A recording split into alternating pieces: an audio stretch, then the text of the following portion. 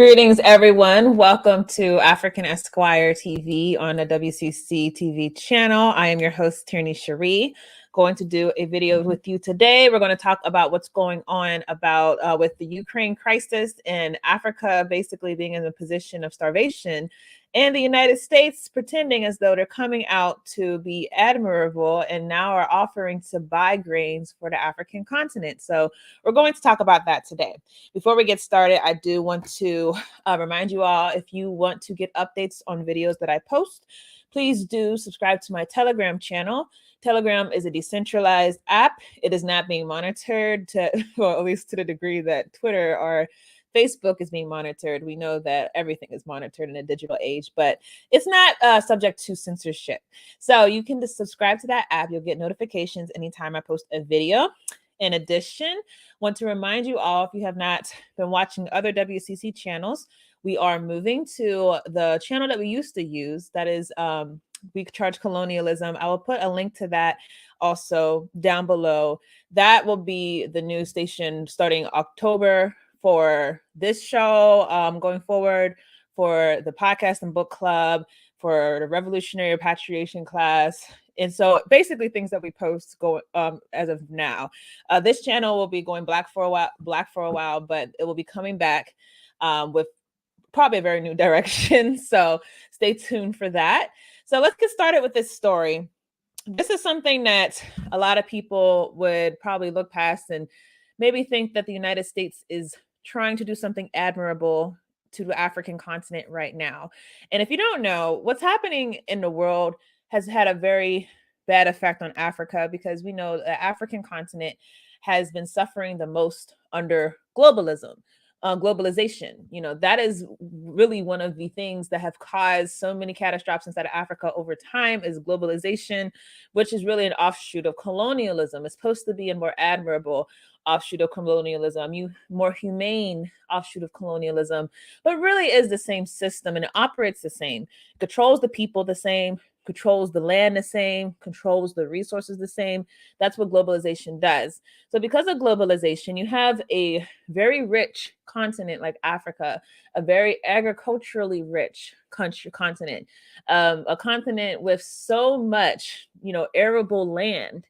And this continent is essentially importing things that they could easily be growing, because they've been looped into a world system that says you're going to buy grains from another person, even though you could do it yourself. Because one of the big things with globalization is to decrease self-sufficiency, particularly for those who are in the position of being colonized, and that is the African continent, obviously. So let's share this story. This is coming from Fox News, and shout out to Jamal from WCC for sharing it with us. Now, it says U.S. buying Ukraine grain shipments for African regions on the brink of starvation. That's what the United Nations has said. Reportedly, 150,000 metric tons of grain from Ukraine is being bought to feed hungry Africans. Now, this does have to be put inside of the proper context. Right now, Africa is basically a strategic place for trying to assert influence for the globalists, the internationalists, imperialist powers.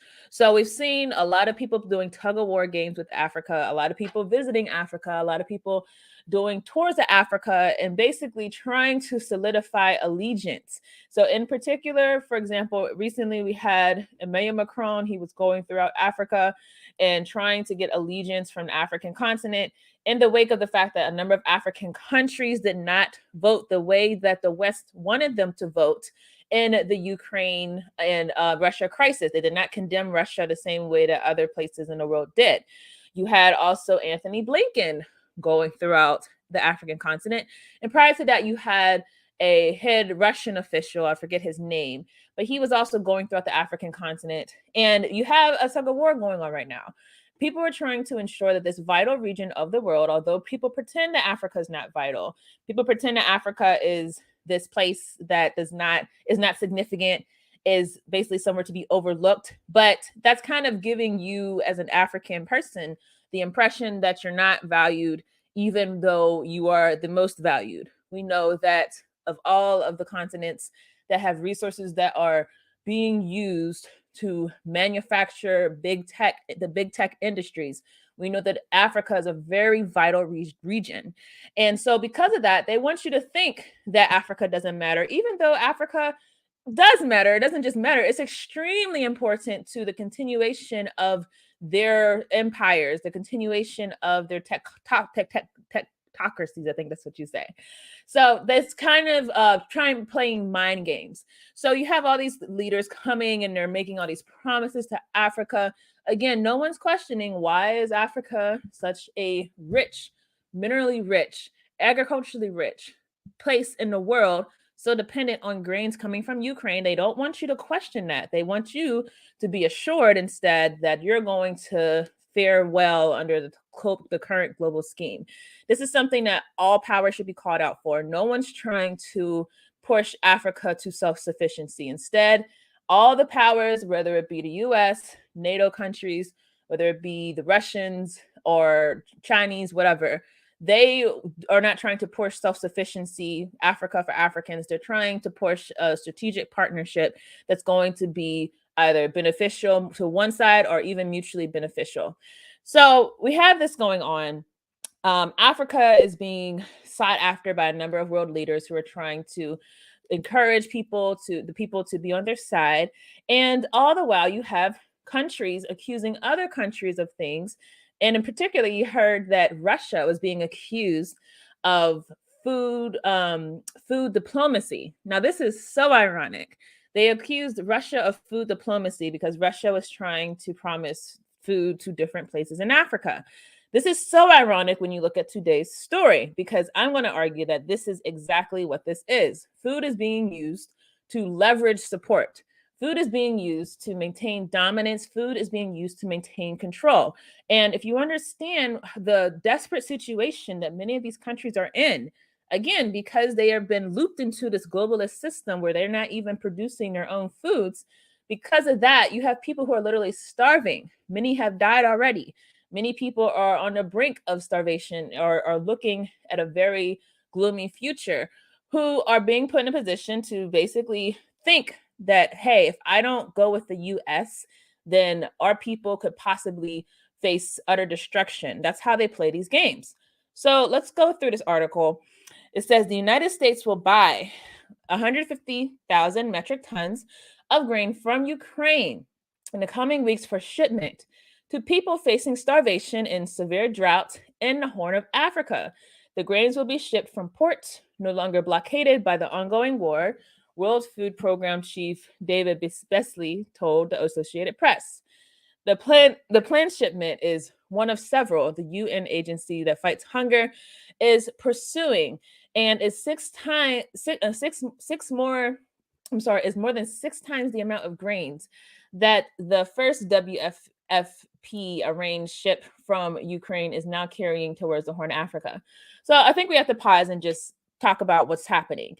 The United States is not just getting grains from Ukraine. They're buying grains from Ukraine. So this is beneficial to Ukraine. I think that has to be very clearly stated. The U.S. has been throwing money at Ukraine left and right. Like, hey, take a few $100 million for this. Take a few $100 million for that. Now they found a way to basically be able to ship their grains. And so now they're going to support Ukraine by paying them for the grains that they were unable to ship whenever the different parts of the waters were blockaded. Now they're going to basically buy the grains and ship it to Africa. So Ukraine's still benefiting from this. This is not something that's just a charitable move. At the same time, you have the UN also commenting, the UN who has been waving a flag saying, hey, Africa is basically on the brink of starvation. But at the same time, while they've been saying this, they've been giving a lot of their support, their food support, to Ukrainians, because essentially Ukrainians became the priority as far as who's going to receive aid. So we've talked about that in previous videos. A lot of the big problems is that Africans have become so dependent on these multinational organizations, these NGOs, these nonprofits. Africa has become so dependent on the UN programs for food that when they say, okay, we're going to shift our attention to Ukraine, that means that we're not going to be eating in many situations. And so we should understand that the UN has played a big part in this starvation that they're talking about.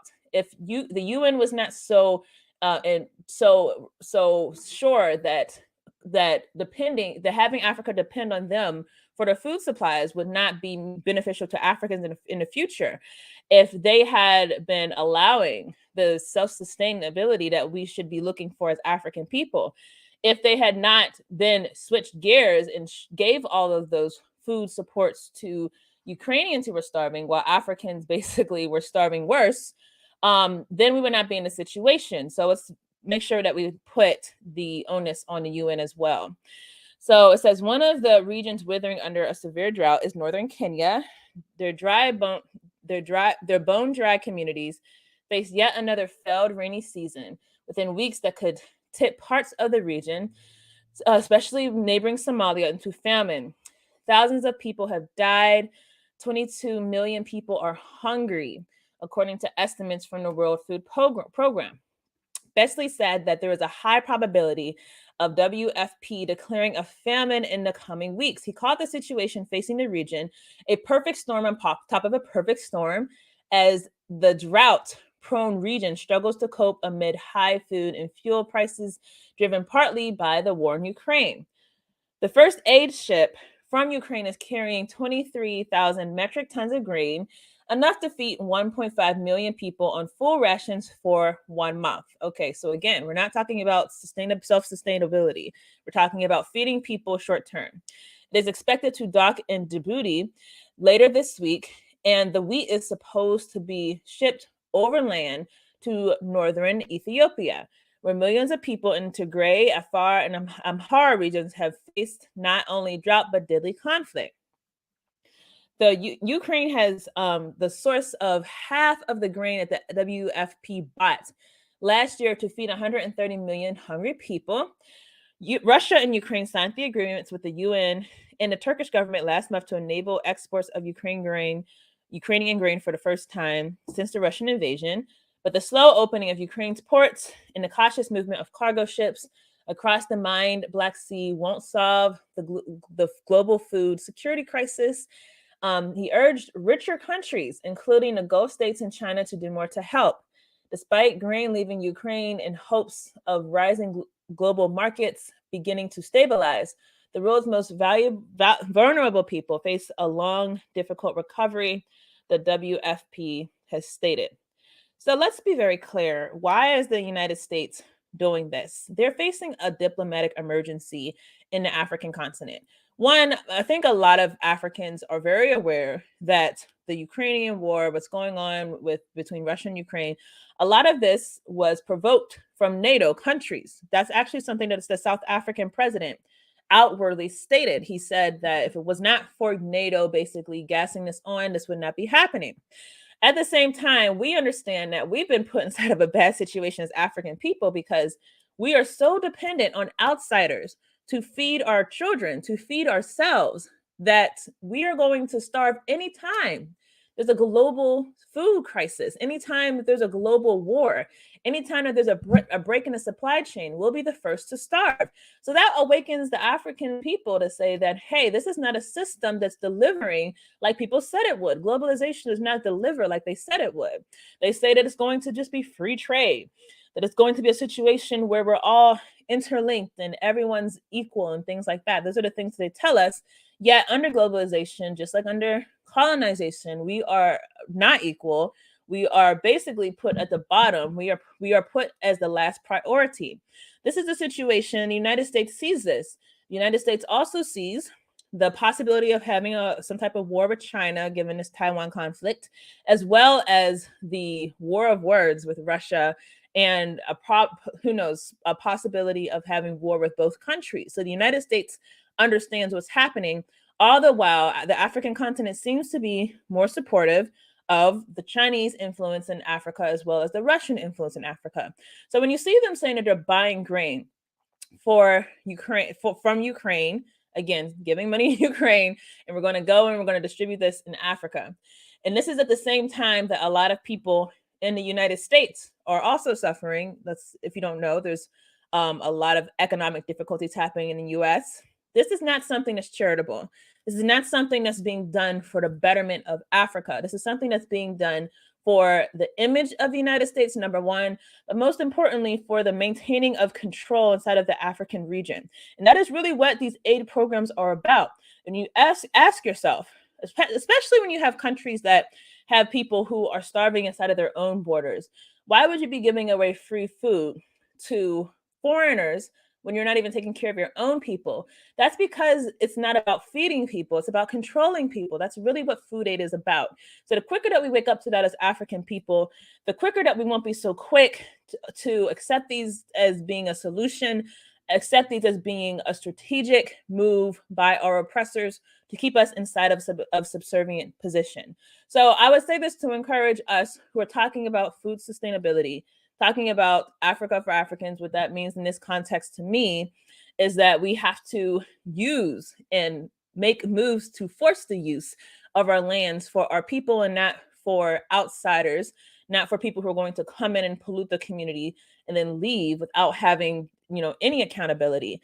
That's what we need to be forcing as African people and not forgetting. It's easy when you're hungry, it's easy when you're starving to forget who the cause is, because if essentially your goal is survival. But if you understand what the cause is, it's this globalist system that has forced us inside of a subservient position.